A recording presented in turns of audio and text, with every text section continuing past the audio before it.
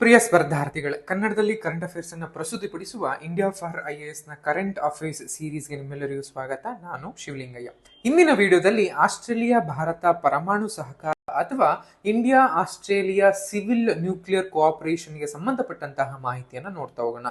Context ಅನ್ನು ನೋಡೋದಾದ್ರೆ, ಇತ್ತೀಚೆಗೆ ಭಾರತದ ಪ್ರಧಾನಮಂತ್ರಿಗಳು ಆಸ್ಟ್ರೇಲಿಯಾ ಮತ್ತು ನ್ಯೂಜಿಲೆಂಡ್ನ ಒಂದು ಪ್ರವಾಸದಲ್ಲಿದ್ದಾಗ ಆಸ್ಟ್ರೇಲಿಯಾ ಮತ್ತು ಭಾರತದ ನಡುವಿನ ಈ ಪರಮಾಣು ಸಹಕಾರ ಒಪ್ಪಂದಕ್ಕೆ ಒಂದು ಒಪ್ಪಿಗೆಯನ್ನ ಅಥವಾ ಸಹಿಯನ್ನ ಹಾಕ್ಲಾಯಿತು, ಅಧಿಕೃತವಾಗಿ ಸಹಿಯನ್ನ ಹಾಕ್ಲಾಯಿತು.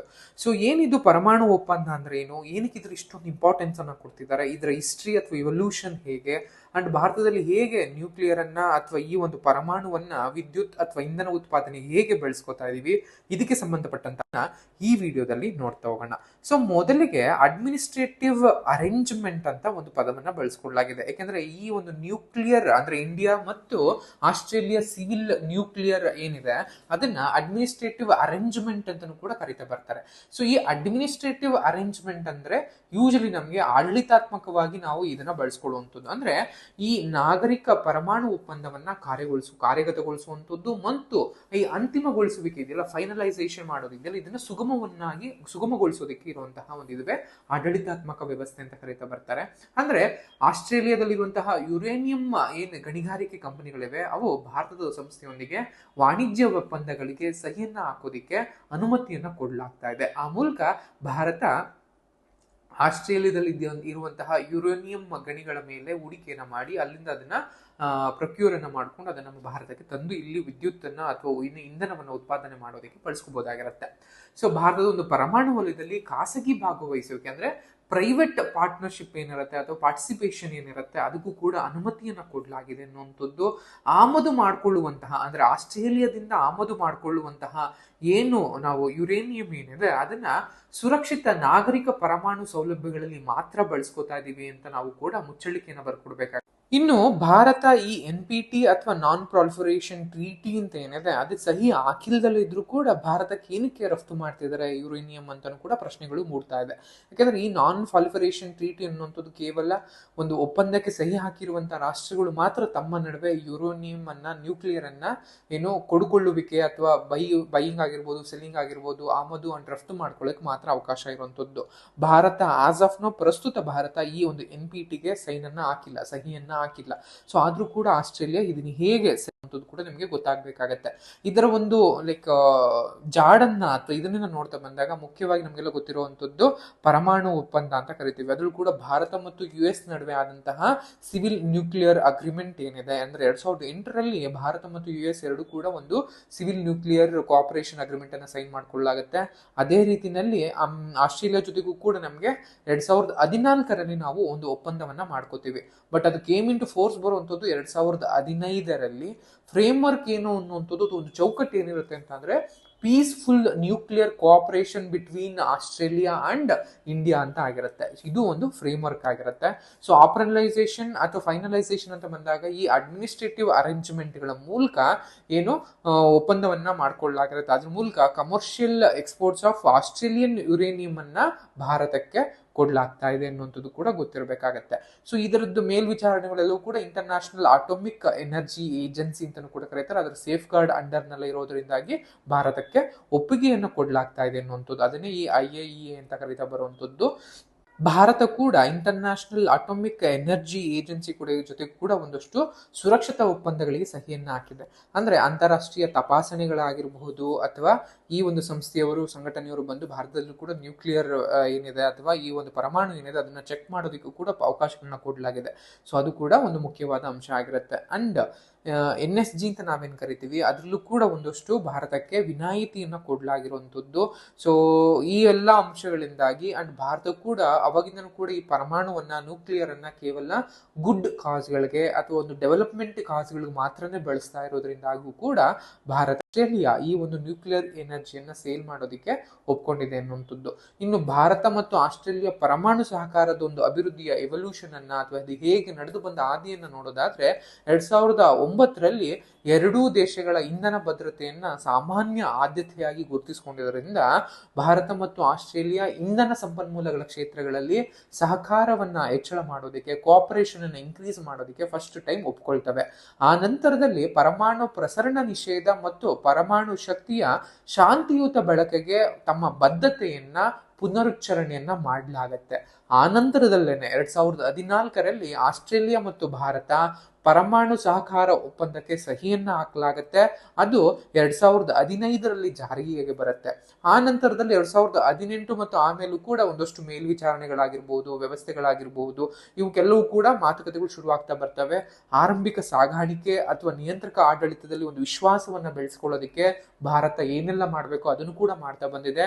ಕೊನೆಯದಾಗಿ 2026ರಲ್ಲಿ ಆಡಳಿತಾತ್ಮಕ ವ್ಯವಸ್ಥೆಯನ್ನ ಔಪಚಾರಿಕಗೊಳಿಸಲಾಗಿದೆ, ಫಾರ್ಮಲೈಸೇಷನ್ ಮಾಡಲಾಗಿದೆ. ಆ ಮೂಲಕ ದೊಡ್ಡ ಮಟ್ಟದಲ್ಲಿ, ಕಮರ್ಷಿಯಲ್ ಮಟ್ಟದಲ್ಲಿ ನಮಗೆ ಯುರೇನಿಯಂ ಅನ್ನ ಭಾರತಕ್ಕೆ ರಫ್ತು ಮಾಡೋದಕ್ಕೆ ಅವಕಾಶವನ್ನ ಕೊಡ್ಲಾಗತ್ತೆ, ಗೊತ್ತಿರಬೇಕಾಗತ್ತೆ. ಇನ್ನು ಭಾರತಕ್ಕೆ ಈ ಕಾರ್ಯತಂತ್ರದ ಒಂದು ಸ್ಟ್ರಾಟಜಿಕಲ್ ಏನಕ್ಕೆ ಇಂಪಾರ್ಟೆಂಟ್ ಅಂತ ಬಂದಾಗ ಏನು ಇಂಧನದ ಒಂದು ಭದ್ರತೆ ಅಂತ ಕರಿತಾ ಬರ್ತೀವಿ. ಎನರ್ಜಿ ಸೆಕ್ಯೂರಿಟಿ ಅನ್ನುವಂಥದ್ದು, ಇಂಧನ ಆಮದುಗಳನ್ನ ವೈವಿಧ್ಯಕರಣಗೊಳಿಸುವಂಥದ್ದು, ಭೌಗೋಳಿಕ ಮತ್ತು ರಾಜಕೀಯ ಅಡೆತಡೆಗಳ ಒಂದು ಅಪಾಯವನ್ನ ಕಡಿಮೆ ಮಾಡುತ್ತೆ ಅನ್ನುವಂಥದ್ದು. ಯಾಕೆಂದ್ರೆ ಭಾರತ ಒಂದು ಸೆಕ್ಟರ್ಸ್ ಮೇಲೆ ಅಥವಾ ಒಂದು ಮೂಲದ ಮೇಲೆ ಹೆಚ್ಚು ಡಿಪೆಂಡೆಂಟ್ ಆದ್ರೆ, ಅದೇನಾದ್ರೂ ಡಿಸ್ರಪ್ಷನ್ ಆದಾಗ ಅದರಿಂದ ಆಗುವಂತಹ ಕಷ್ಟಗಳು ಅಥವಾ ನಕಾರಾತ್ಮಕ ಪರಿಣಾಮಗಳು ಹೆಚ್ಚಿರುತ್ತೆ. ನಿಮ್ಗೆಲ್ಲ ಗೊತ್ತಿರೋ ಪೆಟ್ರೋಲಿಯಂಗೆ ಸಂಬಂಧಪಟ್ಟ ಹಾಗೆ ಹೇಗೆ ಹೆಚ್ಚಿನ ಒಂದು ನಮ್ಮ ಅವಲಂಬನೆ ಈ ಒಂದು ಅರೇಬಿಯನ್ ಪೆನಿನ್ಸುಲಾ ಮೇಲೆ ಆಗಿರೋದ್ರಿಂದಾಗಿ ಯಾವ ತರ ಒಂದು ಡಿಸರಪ್ಷನ್ ಆಗ್ತಾ ಇದೆ ಅನ್ನೋದು ನಿಮ್ಗೂ ಗೊತ್ತಿರುತ್ತೆ. ಸೊ ಅದೇ ರೀತಿಯಲ್ಲಿ ಈ ಎನರ್ಜಿಯನ್ನ ಡೈವರ್ಸಿಫಿಕೇಶನ್ ಅನ್ನ ವೈವಿಧ್ಯಮಯಗೊಳಿಸುವಂತದನ್ನು ಕೂಡ ಮಾಡ್ತಾ ಇದೆ. ಅಂಡ್ ಹವಾಮಾನ ಬದ್ಧತೆಗಳಿದೆ. ನಿಮ್ಗೆಲ್ಲ ಗೊತ್ತಿರೋ ಹಾಗೆ ಹೆಚ್ಚು ನಮ್ಮಲ್ಲಿ ಎನರ್ಜಿ ಇದಾಗುವಂಥದ್ದು ಇಂಧನ ಕಲ್ಲಿದ್ದಲುಗಳನ್ನ ಉರಿಸೋದ್ರಿಂದಾಗಿ. ಸೊ ಈ ಒಂದು ಹವಾಮಾನ ಬದ್ಧತೆಗಳಿದೆ. ಅಂದ್ರೆ ಮುಂದಿನ ಇಷ್ಟು ವರ್ಷಗಳಲ್ಲಿ ನಾವು ಕಾರ್ಬನ್ ಡೈಆಕ್ಸೈಡ್ ಅನ್ನ ಕಮ್ಮಿ ಮಾಡ್ತೀವಿ, ನಿವ್ವಳಗೊಳಿಸ್ತೀವಿ ಅಂತೆಲ್ಲ ಮಾತುಕತೆಗಳು ನಾವು ಮಾತನ್ನ ಕೊಟ್ಟಿದ್ದೀವಿ. ಸೊ ಲೀಗಲ್ ಆಗು ಕೂಡ ಅದನ್ನು ಒಪ್ಕೊಂಡಿರ್ತೀವಿ. ಅದರಿಂದಾಗಿ ಅದನ್ನೆಲ್ಲ ಕಮ್ಮಿ ಮಾಡೋದಕ್ಕೆ ಈ ತರದಾದಂತಹ ಯಾವುದೇ ರೀತಿಯಾದಂತಹ ಹೆಚ್ಚಿನ ನಕಾರಾತ್ಮಕ ಪರಿಣಾಮವನ್ನು ಬೀರ್ದಲೇ ಇರುವಂತಹ ನ್ಯೂಕ್ಲಿಯರ್ ಎನರ್ಜಿ ಬಗ್ಗೆ ಅಥವಾ ನ್ಯೂಕ್ಲಿಯರ್ ಒಂದು ಪರಮಾಣುವಿನ ಶಕ್ತಿಯ ಬಗ್ಗೆ ಹೆಚ್ಚು ಗಮನವನ್ನು ಕೊಡಲಾಗ್ತಾ ಇದೆ. ಇನ್ನು ಸ್ಟ್ರಾಟಜಿಕ್ ಪಾರ್ಟ್ನರ್ಶಿಪ್ಗಳಾಗಿರಬಹುದು, ಇಂಡೋ ಪೆಸಿಫಿಕ್ ಕೋಆಪರೇಷನ್ ಅಂತ ಕೂಡ ಕರಿತಾ ಬರ್ತೀವಿ. ಸೊ ಸಮಾನ ಮನಸ್ಕ ಇರುವಂತಹ ಪ್ರಜಾಪ್ರಭುತ್ವ ರಾಷ್ಟ್ರಗಳು ಏನಿದೆ ಅವುಗಳ ನಡುವೆ ಕೋಆಪರೇಷನ್ ಅನ್ನು ಕೂಡ ಜಾಸ್ತಿ ಮಾಡಿಸ್ತಾ ಇರುವಂತದ್ದು. ಅಂಡ್ ಸರಬರಾಜು ಸರಪಳಿ ಏನಿದೆ ಅಂದ್ರೆ ಸಪ್ಲೈ ಚೈನ್ ಎಲಾಸ್ಟಿಸಿಟಿ ಅಥವಾ ಸ್ಥಿತಿಸ್ಥಾಪಕತ್ವ ಏನಿದೆ ಅದನ್ನು ಕೂಡ ನಿರ್ಮಾಣ ಮಾಡುವಂಥದ್ದು ಇವೆಲ್ಲವೂ ಪ್ರಾಮುಖ್ಯವಾಗಿರುತ್ತೆ. ಇನ್ನು ಭಾರತ ಮತ್ತು ಪರಮಾಣು ಇಂಧನದ ಒಂದು ದೃಷ್ಟಿಕೋನವನ್ನ, ವಿಷನ್ ಅನ್ನು ನೋಡ್ತಾ ಬಂದಾಗ ಮುಖ್ಯವಾಗಿ ಭಾರತ ಈ ಪರಮಾಣು ಇಂಧನ ಇಲಾಖೆ ಏನಿದೆ ಅದು ಪರಮಾಣು ವಿದ್ಯುತ್ತನ್ನ ಉತ್ಪಾದನೆ ಆಗಿರಬಹುದು, ವಿಸ್ತರಣೆ ಆಗಿರಬಹುದು ಮತ್ತು ಸ್ಥಳೀಯ ರಿಯಾಕ್ಟರ್ಗಳೇನಿದಾವೆ ಅವುಗಳ ಅಭಿವೃದ್ಧಿ ಮತ್ತು ಅಂತಾರಾಷ್ಟ್ರೀಯ ನಾಗರಿಕ ಒಂದು ಪರಮಾಣು ಸಹಕಾರ, ದೀರ್ಘಕಾಲೀನ ಇಂಧನ ಭದ್ರತೆ ಇವೆಲ್ಲದಕ್ಕೂ ಕೂಡ ಹೆಚ್ಚು ಅದನ್ನ ನೋಡ್ಕೊಳ್ತಾ ಬರುತ್ತೆ, ಅನುಸರಿಸುತ್ತೆ ಅನ್ನುವಂಥದ್ದು ಕೂಡ ಗೊತ್ತಿರಬೇಕಾಗತ್ತೆ. ಅದೇ ರೀತಿಯಲ್ಲಿ ಇತ್ತೀಚೆಗೆ ಕೆನಡಾ ಅಂಡ್ ಆಸ್ಟ್ರೇಲಿಯಾ, ಕೆನಡಾ ಕೂಡ ಈ ಒಂದು ನ್ಯೂಕ್ಲಿಯರ್ ಅಥವಾ ಯುರೇನಿಯಂ ಅನ್ನ ಎಕ್ಸ್ಪೋರ್ಟ್ ಮಾಡೋದಕ್ಕೆ ಭಾರತಕ್ಕೆ ಕಳಿಸ್ಕೊಡೋದಕ್ಕೆ ಒಪ್ಪಂದವನ್ನ ಮಾಡ್ಕೊಳ್ತಾ ಇದ್ದಾವೆ. ಅಂಡ್ ಭಾರತ ಕೂಡ 2070ರ ವೇಳೆಗೆ ತನ್ನ ಇಂಗಾಲ ಕಾರ್ಬನ್ ಡೈಆಕ್ಸೈಡ್ ಏನಿದೆ ಅಥವಾ ಈ ಒಂದು ಇಂಗಾಲದ ಹೊರಸೂಸುವಿಕೆ ಏನಿದೆ ಅದನ್ನು ಶೂನ್ಯಗೊಳಿಸ್ತೀನಿ ಅಂತ ಕೂಡ ಒಂದಷ್ಟು ಮಾತುಗಳನ್ನು ಇಟ್ಕೊಂಡಿದೆ. ಅಂಡ್ ಪರಮಾಣು ಸಾಮರ್ಥ್ಯವನ್ನ, ನ್ಯೂಕ್ಲಿಯರ್ ಎನರ್ಜಿಯನ್ನ, ಕೇಪಬಿಲಿಟಿಯನ್ನ ಮುಂದಿನ 2047ರ ವೇಳೆಗೆ 100 ಗಿಗಾವ್ಯಾಟ್ಗಳಿಗೆ ಜಾಸ್ತಿ ಮಾಡ್ತೀನಿ ಅಂತ ಕೂಡ ಭಾರತ ಪಣವನ್ನ ತೊಟ್ಟಿರುವಂತದ್ದು. ಈ ಎಲ್ಲಾ ಅಂಶಗಳಿಂದಾಗೂ ಕೂಡ ನಮಗೆ ಹೆಚ್ಚಿನ ಒಂದು ವಿಷನ್ ಅನ್ನ ಇಟ್ಕೊಂಡಿದೆ. ಅಂದ್ರೆ ಪರಮಾಣುಗೆ ಸಂಬಂಧಪಟ್ಟ ಹಾಗೆ, ನ್ಯೂಕ್ಲಿಯರ್ಗೆ ಸಂಬಂಧಪಟ್ಟ ಹಾಗೆ ಭಾರತ ತುಂಬಾ ವೆರಿ ಡೀಟೇಲ್ಡ್ ಆಗಿ ಒಂದಷ್ಟು ವಿಷನ್ ಅನ್ನ ಇಟ್ಕೊಂಡಿದೆ. ಸೊ ದೃಷ್ಟಿಕೋನದ ಪ್ರಮುಖ ಸ್ತಂಭಗಳಾಗಿರ್ಬೋದು, ಅಂದ್ರೆ 2070ರ ವೇಳೆಗೆ ನಿವ್ವಳ ಅನ್ನುವಂಥದ್ದು, 2040ರ ವೇಳೆಗೆ ನಾನು ಎಷ್ಟು ಗಿಗಾವ್ಯಾಟ್ ಅನ್ನ ವಿದ್ಯುತ್ ಅನ್ನ ನಾನು ಇದರಿಂದನೇ ತೆಗಿತೀನಿ ಅನ್ನುವಂಥದ್ದು. ಇತ್ತೀಚೆಗೆ ಶಾಂತಿ ಅನ್ನುವಂತಹ ಸ್ಕೀಮ್ ಅನ್ನು ಕೂಡ ತರಲಾಗಿದೆ.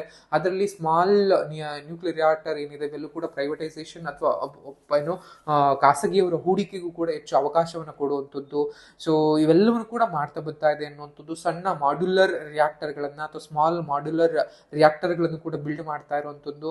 ಶಕ್ತಿ ಮಿಷನ್ ಅಂತ ಕೂಡ ತರಲಾಗಿದೆ. ಸೊ 2033ರ ವೇಳೆಗೆ ಕನಿಷ್ಠ 5 SMR ಗಳನ್ನಾದ್ರೂ ಕೂಡ ನಾವು ಸ್ಥಾಪನೆ ಮಾಡ್ತೀವಿ ಅಂತಾನು ಕೂಡ ಇದನ್ನ ಇದ್ರ ಜೊತೆಗೆ ಯಾವಾಗ್ಲೂ ಹೇಳಿದಾಗೆ ಇಂಟರ್ನ್ಯಾಷನಲ್ ಏನು ಈ ನ್ಯೂಕ್ಲಿಯರ್ ಎನರ್ಜಿ ಏನಿರುತ್ತೆ ಅಥವಾ IER ಅಂತ ನಾವೇನು ಕರಿತೀವಿ, ಅಥವಾ ಅಂತಾರಾಷ್ಟ್ರೀಯ ಪರಮಾಣು ಶಕ್ತಿ ಸಂಸ್ಥೆ ಅಥವಾ ಸಂಘಟನೆ ಅಂತ ಏನು ಕರಿತೀವಿ, ಅದನ್ನು ನೋಡ್ತಾ ಬಂದಾಗ ಮುಖ್ಯವಾಗಿ 1957ರಲ್ಲಿ ಇದನ್ನ ಸ್ಥಾಪನೆ ಮಾಡಲಾಗುತ್ತೆ ಅನ್ನುವಂಥದ್ದು ಗೊತ್ತಿರಲಿ. ಒಂದು ಸಂಸ್ಥೆಯ ಒಳಗೇನೆ ಸ್ವಾಯತ್ತ ಸಂಸ್ಥೆಯಾಗಿ ಇದನ್ನ ಸ್ಥಾಪನೆ ಮಾಡಿರುವಂಥದ್ದು.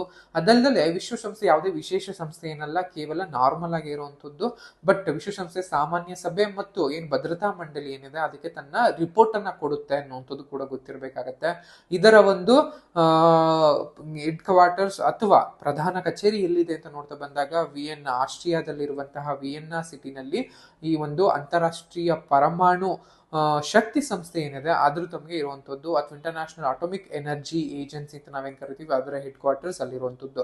ಅದರ ಮುಖ್ಯ ಉದ್ದೇಶ ಏನು ಅಂತ ಬಂದಾಗ ಪರಮಾಣು ಶಕ್ತಿಯನ್ನ ಶಾಂತಿಯುತ ಬಳಕೆಗೆ ಉತ್ತೇಜನವನ್ನ ಮಾಡುವಂಥದ್ದು, ಮಿಲಿಟರಿ ಉದ್ದೇಶಗಳಿಗೆ ಬಳಸ್ಕೊಳ್ದಲ್ಲೇ ಇರೋ ರೀತಿಯಲ್ಲಿ ಅದನ್ನ ತಡೆಗಟ್ಟುವಂತ ಕೆಲಸವನ್ನ ಮಾಡುವಂಥದ್ದೇ ಅದರ ಮುಖ್ಯವಾದಂತಹ ಉದ್ದೇಶವಾಗಿರುತ್ತೆ.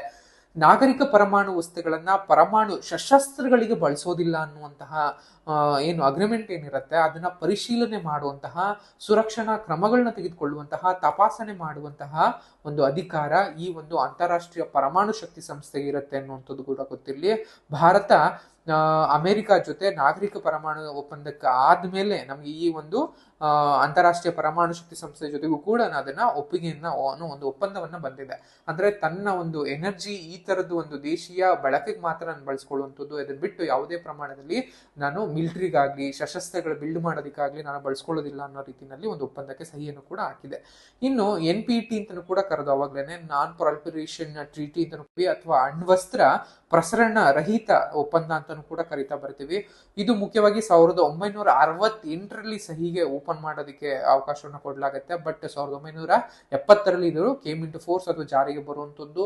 ಇದ್ರ ಕೂಡ ಮುಖ್ಯ ಉದ್ದೇಶ ಪರಮಾಣು ಶಸ್ತ್ರಾಸ್ತ್ರಗಳನ್ನ ಹರಡುವಿಕೆಯನ್ನು ತಡೆಗಟ್ಟುವಂಥದ್ದು, ಪರಮಾಣು ಶಕ್ತಿಯನ್ನ ಶಾಂತಿಯುತ ಬಳಕೆಗೆ ಉತ್ತೇಜನ ಮಾಡುವಂಥದ್ದು ಮತ್ತು ಪರಮಾಣುವನ್ನ ನಿಶಸ್ತ್ರೀಕರಣವನ್ನ ಅನುಸರಿಸುವುದು. ಈಗ ಆಲ್ರೆಡಿ ನಾವೇನಾದ್ರೂ ನ್ಯೂಕ್ಲಿಯರ್ ಪರಮಾಣುವನ್ನ ಬಳಸ್ಕೊತಾ ಇದ್ರೆ ಅದನ್ನ ಆದಷ್ಟು ನಿಶಸ್ತ್ರೀಕರಣವನ್ನ ಮಾಡಬೇಕು ಅನ್ನುವಂಥದ್ದು.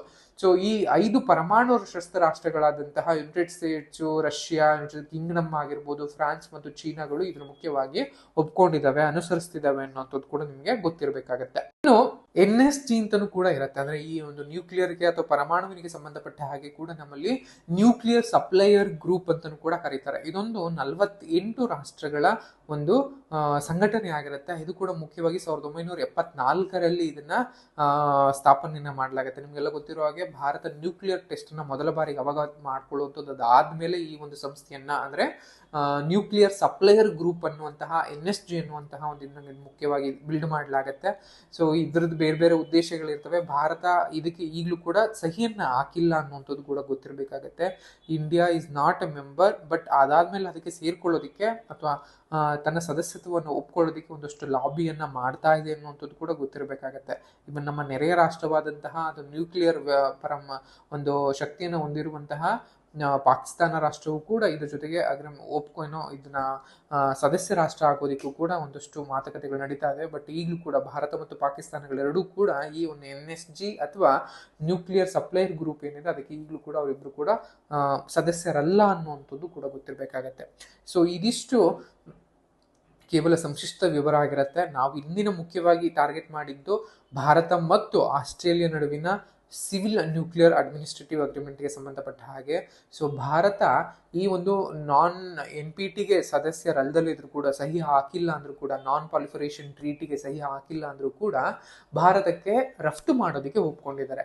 ಏನಕ್ಕೆ ಇದು ವಿಶೇಷ ಅಂತ ಅಂದ್ರೆ ಅವರ ನಡುವೆ ಒಂದು ಒಪ್ಪಂದ ಇದೆ. ಈ ಒಂದು NPTಗೆ ಅಂದ್ರೆ ನಾನ್ ಪ್ರಾಲಿಫರೇಷನ್ ಟ್ರೀಟಿಗೆ ಸಹಿ ಹಾಕಿರೋರು ಮಾತ್ರ, ಆ ರಾಷ್ಟ್ರಗಳ ನಡುವೆ ಮಾತ್ರವೇ ಪರಮಾಣುವಿನ ಅಂದ್ರೆ ಈ ಯುರೇನಿಯಂ ಆಗಿರ್ಬೋದು ಇವೆಲ್ಲ ಕೂಡ ರಫ್ತು ಮತ್ತು ಮಾರಾಟಕ್ಕೆ ಒಪ್ಪಿಗೆ ಇರುವಂತದ್ದು. ಬೇರೆ ರಾಷ್ಟ್ರಗಳ ಜೊತೆಗೆ ನಾವು ಕೊಡೋಂಗಿಲ್ಲ ಅಂತ ಒಪ್ಪಂದವನ್ನಿದೆ. ಆದ್ರೆ ಭಾರತ 2008ರಲ್ಲಿ ಭಾರತ ಮತ್ತು US ಸಿವಿಲಿಯನ್ ಏನು ನ್ಯೂಕ್ಲಿಯರ್ ಒಪ್ಪಂದಕ್ಕೆ ಸಹಿ ಹಾಕದ ಮೇಲೆ ಅದೇ ರೀತಿಯಲ್ಲಿ 2014 ಅಥವಾ 2015ರಲ್ಲಿ ಭಾರತ ಮತ್ತು ಆಸ್ಟ್ರೇಲಿಯಾ ಕೂಡ ಸಹಿಯನ್ನು ಹಾಕೊಂಡಿರ್ತವೆ.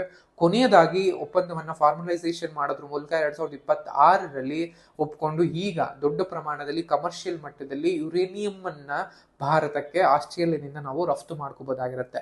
ಸೊ ಇದಿಷ್ಟು ಆಸ್ಟ್ರೇಲಿಯಾ ಮತ್ತು ಇಂಡಿಯಾ ಸಿವಿಲ್ ನ್ಯೂಕ್ಲಿಯರ್ ಅಡ್ಮಿನಿಸ್ಟ್ರೇಟಿವ್ ಅಗ್ರಿಮೆಂಟ್ಗೆ ಸಂಬಂಧಪಟ್ಟಂತ ಮಾಹಿತಿ ಇಷ್ಟ ಆಗಿದೆ ಅಂತ ಭಾವಿಸ್ತಾ ಈ ವಿಡಿಯೋನಲ್ಲಿ ಎಂಡ್ ಮಾಡ್ತಾ ಇದ್ದೀನಿ. Thank you.